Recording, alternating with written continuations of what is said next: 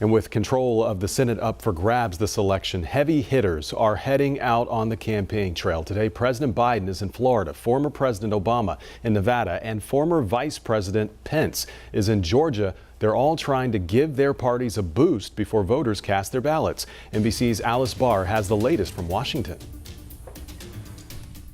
Fred, we're seeing record early voting turnout already in states like Georgia, with voters saying these midterm elections are the most consequential in years.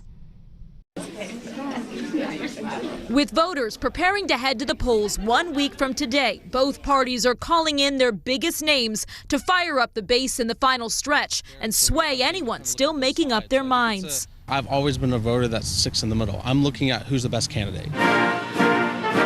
President Biden in Florida today, former President Obama heading to Nevada, and former Vice President Pence to Georgia, where more than 1.6 million people have already voted.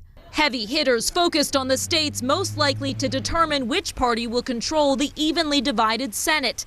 Of the 10 big Senate races to watch, 5 are now red, 5 blue. Nevada looking like Republicans' best chance to flip a seat, with a new poll showing a dead heat. NBC News political correspondent Steve Kornacki. If Republicans get one of the Democratic ones, Democrats have to counter with one of the Republican-held seats. And there's one state there for Democrats that looms above all the others just in terms of being a ripe target. It's Pennsylvania. In that race, polls have Democratic Lieutenant Governor John Fetterman holding on to a slim lead against the Republican Dr. Mehmet Oz. Pennsylvania is really kind of the center of the political universe right now. How are you feeling ahead of this election?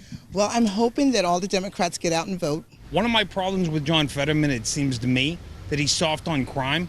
Crime, along with the economy, abortion, and threats to democracy. Top issues driving voters to the polls with 1 week to the finish line.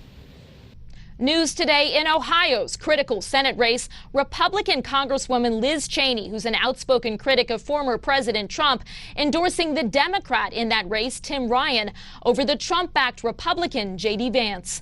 In Washington, Alice Barr, WCNC, Charlotte.